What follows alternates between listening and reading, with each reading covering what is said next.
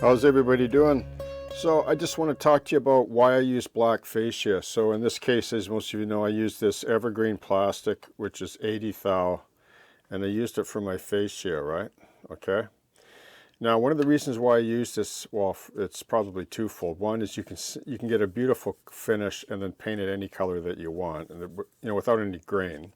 In this case, I went dark green.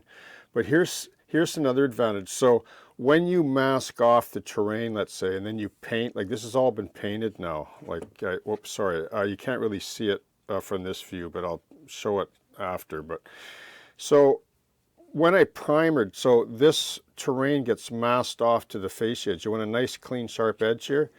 So when I primered it with white, like you can see a little bit of the white. Like I primered it white first, and then I sprayed the dark green. But when I demasked or unmasked, there's a sort of a little bit of a hint of a white line there. Maybe I can just shift the camera here a little bit and just show you. You can see it right here, see? So you don't really want to touch that with paint because you'll have to mask off this again, and then you risk getting paint or polluting your nice clean edge like this, okay?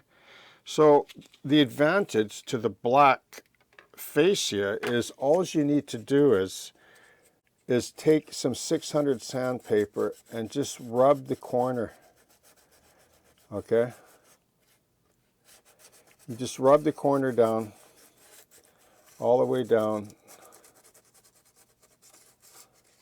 You can see there's some white in there if I can get that. See there? There's a bit of a white line there. So all you do is you take some 600 and you gently give it a rub, and it goes away, okay? So you end up with a nice, beautiful, sharp, clean line on your diorama base, okay? Cheers, happy modeling, and I hope that you have a great day.